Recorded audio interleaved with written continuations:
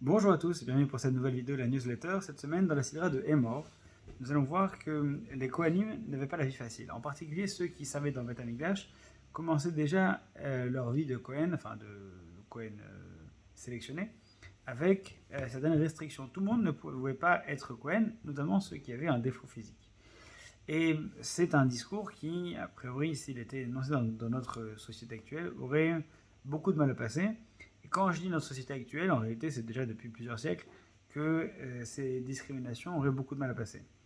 Et ces discriminations sont notamment plus accrues sur le domaine du physique. Là, par exemple, j'ai avec moi Ethan et Salomon qui sont avec moi. Salut Ethan, voilà. Salut Salomon. Voilà. Donc, Ethan, Salomon, à votre avis, si je vous pose la question, quelle est l'utilité pour un Kohen, c'est-à-dire pour une personne dont l'objectif c'est de rassembler les gens et de faire le lien avec Akadosh Baruch Hu, avec Dieu, pourquoi est-ce que ce serait pertinent que de faire une sélection au niveau notamment de l'aspect physique.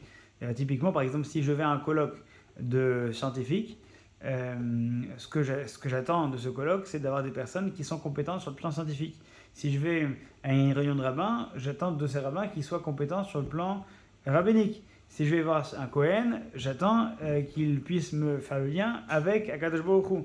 Et je ne m'attends pas à tomber sur un mannequin, une personne qui soit complètement parfaite sur le plan physique. Donc, pareil, question pour Salomon aussi, ce serait quoi l'intérêt de demander à un Kohen qu'il soit sans défaut et le discriminer s'il en avait une personne qui a des défauts physiques apparents ou non apparents, même on parle des défauts apparents comme par exemple une personne qui manquerait un œil ou une oreille, mais également une personne qui aurait un membre caché qui serait défectueux, celui-là aussi il aurait problème avec Kohen. Donc à ton avis Ethan par exemple, Oui.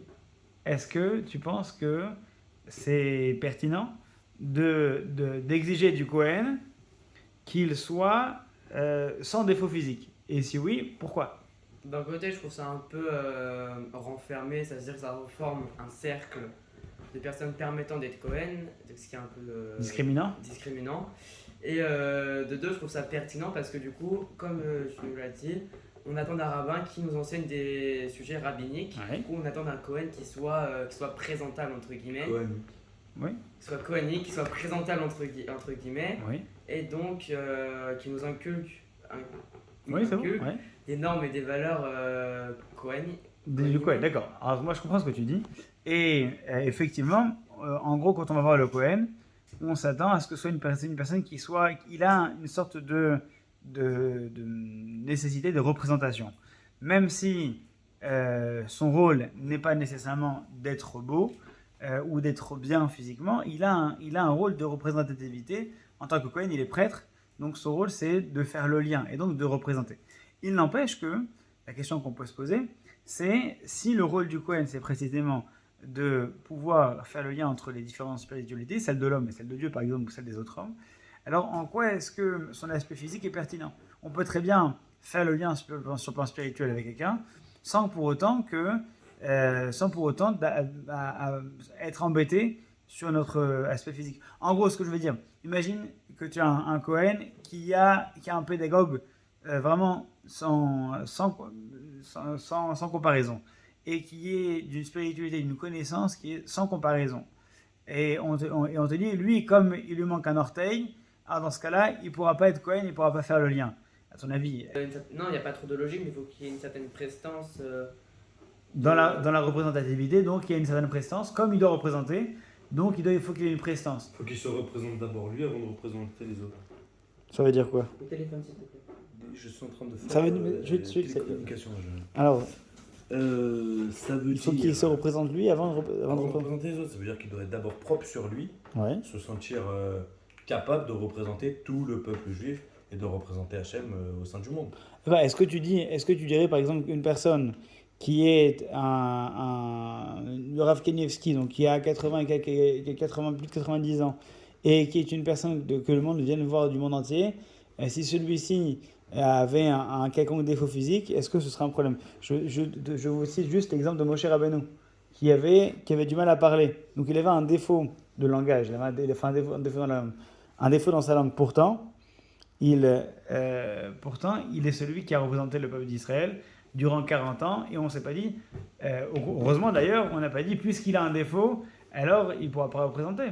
Même si lui l'a dit, Dieu lui a permis d'avoir Aaron avec lui pour le représenter. Mais pour aller dans votre sens, il est vrai que le rôle d'Aaron depuis le début, c'était de représenter, d'être celui qui allait marcher avec Moshe, qui lui avait un défaut physique, pour aller représenter le peuple d'Israël auprès du pharaon. Bien évidemment. Ok, bon, je vais aller dans votre sens et on va proposer une réponse qui va permettre de faire le lien entre les deux. Moi je dis, Tu dis. donc, comme je te l'avais dit tout à l'heure, il faut que le Cohen il soit irréprochable. Ça veut dire que tout à l'heure je te disais aussi, bon quand je reviendrai un peu tout à l'heure sur le Cohen irréprochable, il faut que ce soit... L'homme il est fait pour juger, d'accord? Donc ça veut dire il faut, donc, comme tu m'as dit aussi tout à l'heure, c'est de l'éducation de ne pas juger sur le physique premièrement. Mais valeurs inculquées. Mais l'homme, Ouais. il est. A priori, il il est, a a tendance, priori, il a à tendance juger. à juger d'abord sur le physique avant de juger sur le mental. Ouais, Donc, comme on a pris tout à l'heure de Stephen Hawking, d'accord, de même. l'exemple du scientifique. Les gens, il n'a pas un comité non plus. Non plus d'arriéré. Donc, c'est un peu logique que ce soit. Tu dis c'est qu'effectivement, il y a, même s'il y a des personnes qui ont des compétences extraordinaires, malgré tout, on va avoir tendance à juger le physique. Et que quelque part, même en voulant éviter de discriminer, en disant, ou permettant aux personnes qui ont un physique parfois désavantageux, mais en privilégiant le mental, faire cela, ce serait déjà créer une autre forme de discrimination. Laquelle? Celle que, quelque part, il y a certaines de ces personnes qui ont eu la chance de naître avec un entourage qui leur permet d'être éduqués, donc de pouvoir faire la distinction entre d'aller au-delà du physique. Et en cela, ils ont une chance que d'autres n'ont pas. C'est-à-dire que ceux qui ont eu la chance d'être alphabétisés, d'être éduqués, vont avoir la possibilité de dépasser le regard physique, le premier regard physique, et de pouvoir construire au-dessus. Alors que ceux qui n'ont pas eu cette chance ne pourront pas aller jusque-là. Donc quelque part, lorsqu'on demande au Cohen d'avoir un physique qui ne va pas être repoussant pour les personnes qui n'ont pas eu l'opportunité d'être éduquées, eh bien, c'est une manière de pouvoir accepter tout le monde. Et ceux qui ont eu la chance d'avoir cette éducation qui vont leur permettre de ne pas être bloqués par le mauvais œil, c'est-à-dire par cette mauvaise manière de voir depuis leur plus jeune âge, et ceux qui malheureusement ont été formatés comme ça. Donc il faut, pour ces personnes qu'on veut rassembler, pour pouvoir réunir au maximum, il faut être capable de pouvoir s'adresser à tous. Et ensuite, effectivement, dans une société idéale, c'est une société où le Cohen, celui qui fait le lien, n'a pas besoin d'être jugé sur son physique. Mais étant donné qu'il y a des personnes qui parfois n'ont pas eu l'opportunité d'être éduquées de cette manière-là, alors si on ne prenait pas en compte l'aspect physique, ce serait quelque part accepté, de par leur manque d'éducation, de les rejeter aussi. Et donc, les rassembler par le biais d'une personne qui rassemble et par son physique et par son mental, c'est une manière d'éviter toutes les discriminations, quelles qu'elles soient, et les discriminations,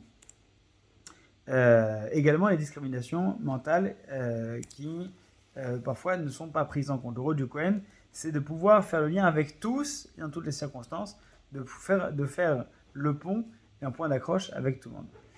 C'est de cette manière qu'on peut essayer de répondre à cette question qui est un peu accrue et difficile dans la Sidra des morts, avec le concours d'Ethan également pour leur attention et leur participation. Complètement. Shabbat shalom.